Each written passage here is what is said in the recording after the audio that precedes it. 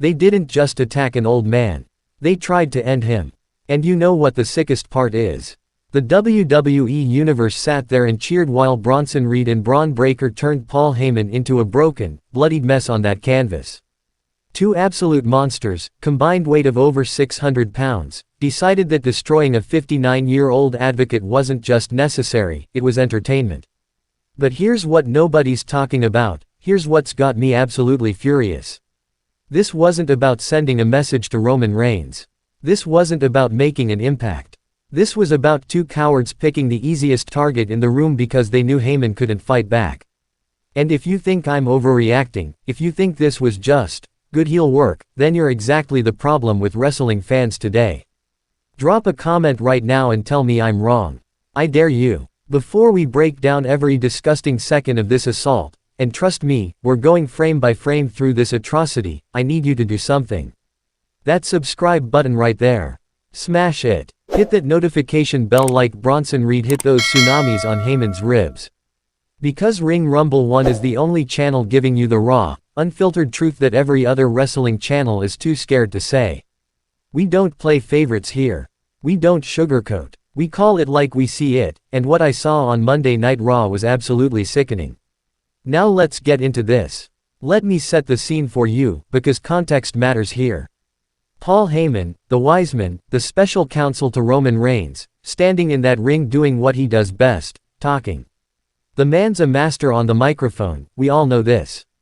He's been an advocate, a manager, a creative genius in this business for over 3 decades. And yes, he was running his mouth about the bloodline, about Roman's dominance, about Solo Sikoa's failures. That's what Heyman does. But apparently, that was enough justification for Bronson Reed and Bron Breakker to decide they needed to hospitalize a senior citizen.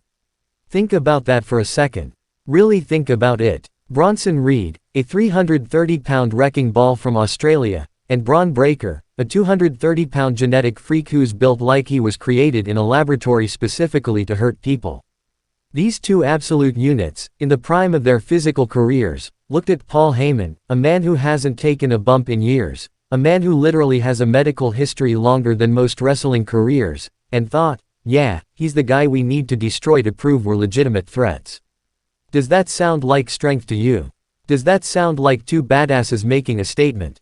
Or does that sound like two absolute cowards taking the path of least resistance? The attack itself was systematic. It was calculated. It was brutal. And worst of all, it was completely unnecessary. Bron Breakker struck first, because of course he did. The man moves like a cruise missile with a bad attitude. He hit Heyman with a spear that would have hospitalized a professional wrestler in their prime, let alone a 59-year-old manager. The sound of that impact, the way Heyman's body folded like a lawn chair, the way his head snapped back on the canvas, I'm watching this and I'm thinking, okay, that's it. That's the exclamation point. The beatdown is over. But oh no, that was just the beginning. Because then Bronson Reed's music hit. And if you know anything about Bronson Reed, if you've watched this man operate over the past year, you know that when his music hits, somebody's about to get turned into a pancake. The tsunami. Multiple tsunamis. It's his calling card. It's what he does. But he usually does it to people who signed up for this. Wrestlers. Competitors. People who can actually defend themselves. Paul Heyman is not that guy. And Bronson Reed didn't care. One tsunami. Heyman's ribs compress under 330 pounds of pure malice. The air leaves his lungs. Greatest thing they've ever seen. 4, 5, 6 tsunamis. 6 times. Bronson Reed climbed to the top rope, launched his entire body weight onto Paul Heyman's chest and abdomen, and nobody stopped him. Not referees, not security, not other wrestlers who claim to respect the business and respect the veterans who paved the way for their careers. Let me ask you something, and I want you to really think about your answer before you comment below. At what point does good heel heat become genuine attempted assault? At what point do we as fans say, okay, that's too far, that crosses a line? Because if 6 tsunamis on a defenseless 59-year-old man doesn't cross that line for you, I genuinely don't know what would. And here's where I'm going to lose some of you, and I don't care. Bring on the hate comments. Bring on the, it's just wrestling, bro, responses. I'm ready for it. This wasn't wrestling. Wrestling is two competitors engaging in a predetermined athletic performance with the goal of entertaining an audience while keeping each other as safe as possible. That's the social contract of professional wrestling. You work with your opponent. You protect your opponent. You make it look devastating while actually taking care of the person you're in the ring with. What happened to Paul Heyman wasn't that. What happened to Paul Heyman was two legitimate athletes using their very real physical advantages to inflict very real damage on someone who couldn't possibly fight back. That's not wrestling. That's a mugging. That's assault. And if this happened in literally any other context, on any other television show, in any other form of entertainment, people would be outraged. But because it's WWE, because it's just wrestling, we're supposed to sit back and admire the storytelling. Give me a break. Now, I already know what some of you are typing right now. It's a work, you idiot. Heyman's fine. He'll be back next week. This is all part of the Roman Reigns storyline. You're getting worked into a shoot. First of all, stop using terminology you learned from watching YouTubers break down wrestling. Second, and more importantly, you're missing the entire point. Yes, this is a storyline. Yes, Heyman knew this was coming. Yes, there are pads under the canvas and Reed probably didn't use his full weight on those tsunamis. I'm not an idiot. I understand how wrestling works. But the optics matter. The message matters. And the message that WWE sent on this particular Raw is that it's acceptable, entertaining even, for two men in their physical prime to absolutely demolish an elderly non-combatant for no reason other than he was associated with someone they have a problem with. Think about what that says. Think about the precedent that sets. Bronson Reed and Bron Breakker have issues with Roman Reigns. Okay, fine. Roman Reigns is the tribal chief, the head of the table, arguably the most dominant WWE champion in modern history. He's a legitimate threat. He's a worthy adversary. If Reed and Breakker want to make a name for themselves, if they want to prove they belong in the main event scene, then go after Roman. But they didn't do that, did they? They went after Heyman. They went after the old man. They went after the guy who can't defend himself. They went after the easy target. About this whole situation, the celebration of it. Not just from Reed and Breakker, who stood over Heyman's broken body like they'd just conquered the world, but from fans. From the WWE Universe. From people who should know better. I've read the comments online. I've seen the tweets. That was awesome. Heyman got what he deserved. Best segment on Raw in months. Are you kidding me? When did we become so desensitized to violence that watching an old man get destroyed by two monsters half his age became awesome? When did our bloodlust override our basic human empathy?